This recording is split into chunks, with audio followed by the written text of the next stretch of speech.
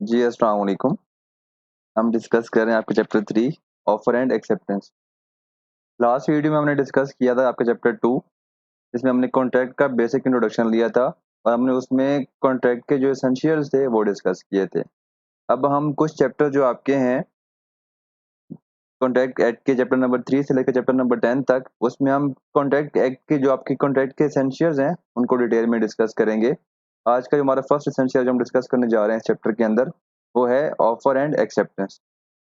Offer क्या होती है हम पहले भी डिस्कस कर चुके हैं इसको लास्ट चैप्टर के अंदर। मैं यहाँ पर दोबारा डिटेल में डिस्कस करने की जरूरत नहीं है। जैसे कि एग्जांपल ले लेते हैं कि ऑफर क्या होती है। फॉर एग्जांपल, एक पार्टी है ए एंड एक पार्टी है बी। पार्टी ए पार्टी बी से कहती है कि क्या वो उससे 10 लाख रुपए की कार सेल करेगी। पार्टी बी के पास है एक कार। पार्टी ए उससे कहती है कि वो उससे उसकी कार 10 लाख रुपए में परचेज करना चाहती है। अब ये पार्टी ए पार्टी बी से क्या कर रही है, ऑफर कर रही है कि क्या वो उसे 10 लाख रुपए की कार सेल करेगी या नहीं करेगी। अब ये बी पर डिपेंड करता है कि वो उसकी इस ऑफर को एक्सेप्ट करती है या उसकी इस ऑफर को रिजेक्ट करती है। हम इसको एक्सेप्टेंस में डिस्कस करेंगे कि कब एक्सेप्टेंस एक वैलिड होती है और कब एक्सेप्टेंस एक इनवैलिड होती है। वो हम वहां पर उसको डिटेल में डिस्कस करेंगे। जैसे आपके कॉन्ट्रैक्ट के कुछ एसेंशियल्स थे, offer and acceptance, legal relationship, consideration, lawful object etcetera. Similarly आपके ऑफर के भी वैलिड होने के लिए कुछ एसेंशियल्स हैं, कुछ कंडीशंस हैं। अगर आपकी ऑफर उन कंडीशंस को मीट कर रही होगी, उन कंडीशंस को फुलफिल कर रही होगी, तभी आपकी ऑफर क्या होगी, एक वैलिड ऑफर कंसिडर की जाएगी। यहाँ पर कुछ मेंशन है name, to person, certain and definite offer होनी चाहिए। और जो ऑफर बंदा कर रहा है उसमें पार्टीज की आप इंटेंशन ये होनी चाहिए कि वो क्या करेंगे, एक कॉन्ट्रैक्ट क्रिएट करेंगे। और जो ऑफर है वो क्या होनी चाहिए, प्रॉपरली क्लियरली कम्युनिकेट होनी चाहिए। और जो ऑफर का ऑब्जेक्टिव होना चाहिए वो दूसरी पार्टी की रजामंदी लेना होती है कि क्या वो इससे एग्री कर रही है कि नहीं कर रही। यहाँ पर कुछ को प्रेशराइज करके उसकी अगर आप उससे यस करवा लेते हैं तो फिर भी वो क्या हो जाएगी, आपकी ऑफर वैलिड नहीं होगी। आप अपनी ऑफर में कंडीशन भी ऐड कर सकते हैं, लेकिन अगर आपकी कंडीशन वो नहीं मानता तो आपकी ऑफर क्या हो जाएगी, रिजेक्ट हो जाएगी। एंड 7 जो आपकी ऑफर की एसेंशियल है वो है आपका नेगेटिव कंफर्मेशन। नॉर्मली क्या होता है, हम क्या दोस्त फ्रेंड्स में हम क्या कर रहे होते हैं कि अगर हम आप अपने फ्रेंड को एक बात कहते हैं, आगे से वो ना यस कहता है ना नो कहता है, हम ये एज्यूम कर लेते हैं कि वो उसकी यहाँ पे इसमें आंसर में क्या है, वो यस कहना चाहता है।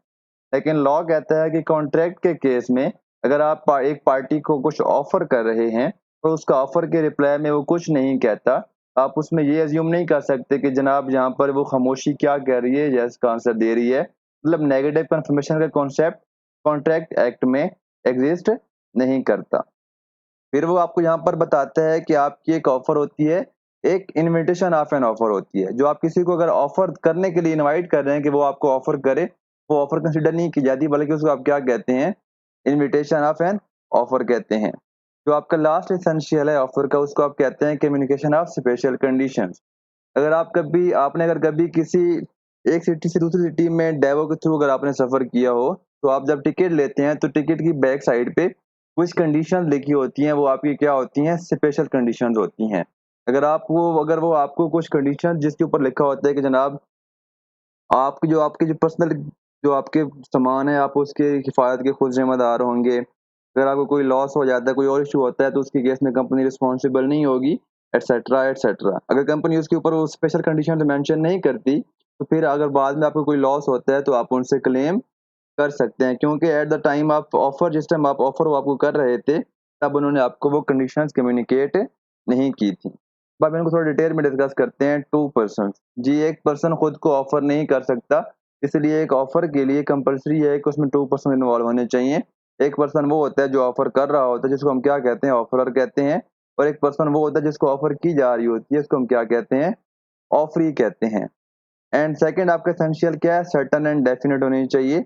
आपकी जो ऑफर है, ऑफर की जो टर्म्स हैं, जिस चीज की आप ऑफर कर रहे हैं, किस डेट पे कर रहे हैं, किस जो आपकी कंसिडरेशन है उस ऑफर में, जो आपका ऑब्जेक्ट है उस ऑफर में, वो आपके सारा का सारा क्या होना चाहिए, सर्टेन एंड डेफिनेट होना चाहिए। अगर वो अनसर्टन होगी तो आपकी ऑफर क्या होगी, इनवैलिड होगी। कॉन्ट्रेक्चुअल इंटेंशन, दोनों पार्टीज की इंटेंशन क्या होनी चाहिए कि वो क्या करेंगी, क्रिएट क्या करेंगी, कॉन्ट्रैक्ट क्रिएट करेंगी। कॉन्ट्रैक्ट क्या होता है, जिसमें एक एग्रीमेंट होता है और वो क्या होता है, इन्फोर्सेबल बाई लॉ होता है। ऑब्जेक्टिव ऑफ कांस्टेंट, और आपका जो ऑब्जेक्टिव है इस ऑफर का वो क्या है कि सेकंड पार्टी की आपने कांस्टेंट लेनी है कि क्या वो आपकी जो ऑफर है उसको एक्सेप्ट करता है या उसको रिजेक्ट करता है।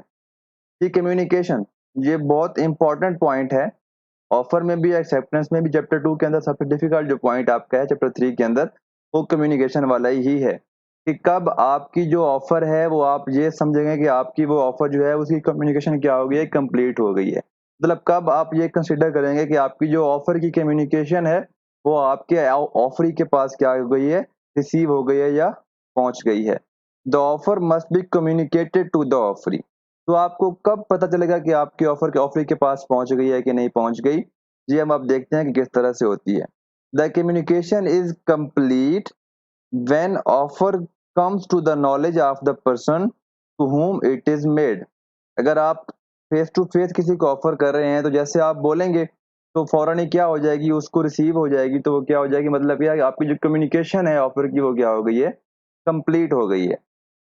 अगर आप थ्रू टेलीफोनिक, अगर आप थ्रू फोन के थ्रू किसी को अगर ऑफर कर रहे हैं कुछ, जैसे आप यहाँ से बोलेंगे वे फौरन ही वहां पर क्या हो जाएगी, उसको आवाज सुनाई दे जाएगी।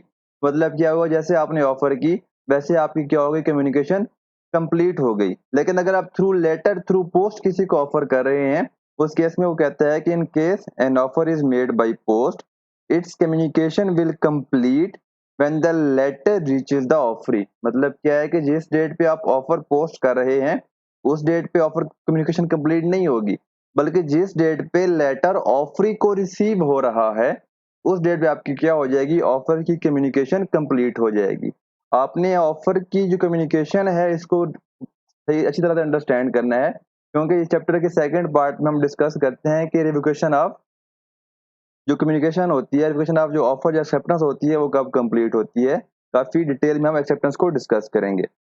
An offer can be made by words, आप वर्बली भी कह सकते हैं, रिटर्न फॉर्म में भी आप ऑफर दे सकते हैं, या थ्रू कंडक्ट ऑफ पर्सन भी क्या दे सकते हैं, आप ऑफर कर सकते हैं। जी ऑफर में कंडीशनल भी ऑफर हो सकती है, आप अपनी ऑफर में कंडीशन भी ऐड कर सकते हैं।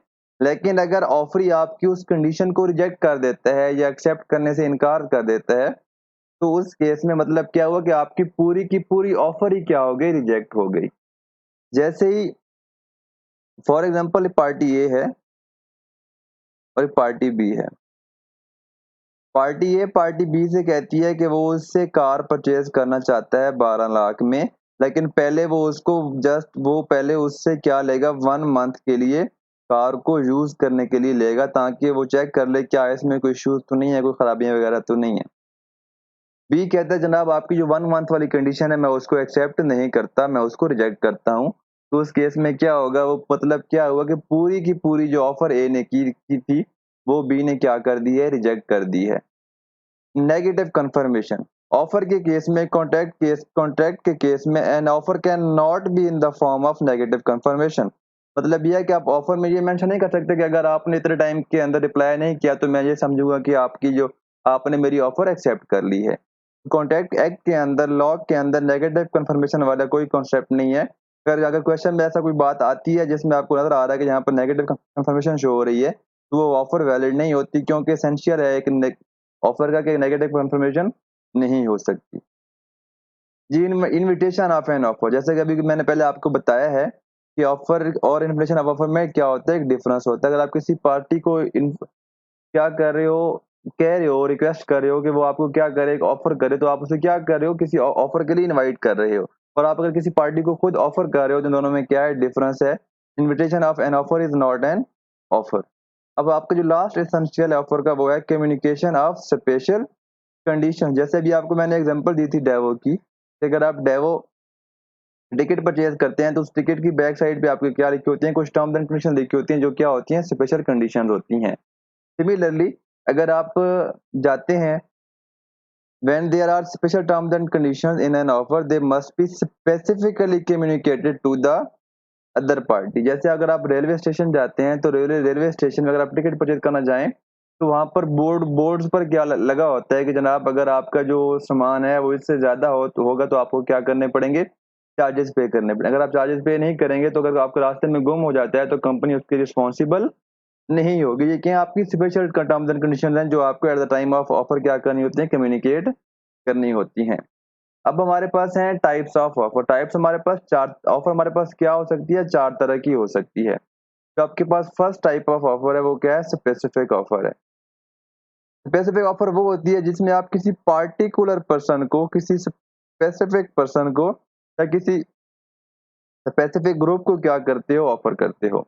लेकिन जब आप किसी स्पेसिफिक पर्सन को या स्पेसिफिक ग्रुप को ऑफर कर रहे हो तो लाजमी बात है कि उसको एक्सेप्ट भी कौन कर सकता है, वही स्पेसिफिक पर्सन या वही स्पेसिफिक ग्रुप जिसको आप ऑफर कर रहे हो। फिर आपके पास नेक्स्ट जो ऑफर आती है वो आती है जनरल ऑफर। इसमें आप जनरल पब्लिक को क्या कर रहे हो, तो पूरी दुनिया को आपको क्या कर रहे होते हो, ऑफर कर रहे होते हो। फॉर एग्जाम्पल मिस्टर ए, उसकी कार क्या हो जाती है, गुम हो जाती है। मिस्टर क्या करता है, न्यूज़पेपर में ऐड देता है कि जनाब जो मेरी कार ढूंढ कर लाएगा, उसमें अपनी कार की इंफॉर्मेशन देता है, डिटेल्स देता है। तो कहता है कि जो मेरी कार ढूंढ कर लाएगा वो पर्सन क्या करेगा, उसको मैं 50,000 रुपए क्या कर दूंगा, कैश प्राइज दूंगा। अब ये जनरल ऑफर है, जनरल पब्लिक के लिए। कोई भी पर्सन उसकी कार को ढूंढ कर लेकर वापस आ सकता है। और लेकिन अगर ये बाद में उस ऑफर को विड्रॉ करता है तो उस केस में क्या होगा, the contract is made with person who having the knowledge of the offer comes forward and acts according to the condition of the offer. जिस पर्सन को इस ऑफर का नॉलेज होगा वो अगर कार ढूंढ कर लेकर आता है तो फिर क्या करना है, मिस्टर ए ने उसको 50,000 रुपए कैश प्राइज देनी है।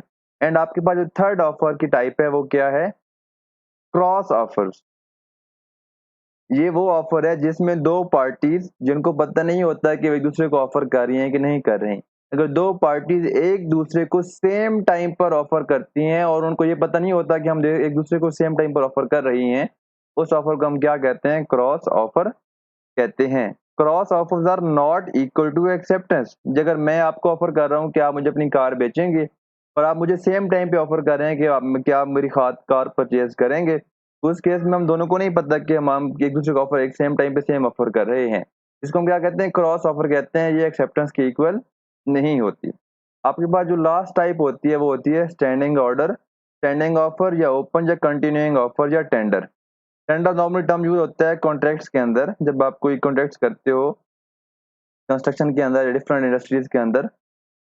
इसमें आपकी क्या होती है, ये आपकी ऑन गोइंग नेचर की क्या होती है, आपकी ये ऑफर होती है जिसमें डिफरेंट माइलस्टोन्स होते हैं। जैसे कि फॉर एग्जांपल एक कंस्ट्रक्शन कंपनी है, उसको क्या चाहिए, लेट्स सपोज हम क्या कहते हैं, उसको सीमेंट चाहिए। अब कंस्ट्रक्शन कंपनी क्या देती है, एक ऑफर करती है कि उसको मंथली 500 पैकेट जो है सीमेंट के चाहिए।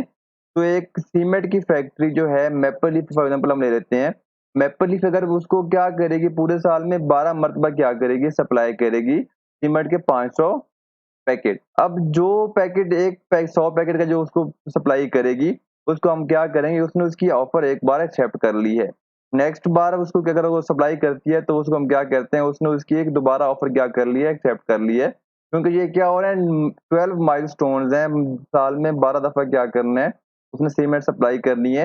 हो सकता है मैपल लीफ के पास ये ऑप्शन है कि वो बाद में इसको सप्लाई करने से मना भी कर सकती है। तो मतलब ये है कि अगर आपने उसके एक माइलस्टोन अचीव किया, आपने एक दफा उसकी ऑफर एक्सेप्ट की है, तो फिर अगर आप दूसरे मंथ दोबारा उसको आप ऑफर क्या करते हैं, उसकी ऑफर एक्सेप्ट करके उसको सीमेंट सप्लाई करते हैं, ये आपकी क्या होती है, स्टैंडिंग ऑफर होती है या टेंडर होता है। तो ये था आपका ऑफर वाला पोर्शन चैप्टर नंबर 3 का, जो हमने इस वीडियो में डिस्कस किया है।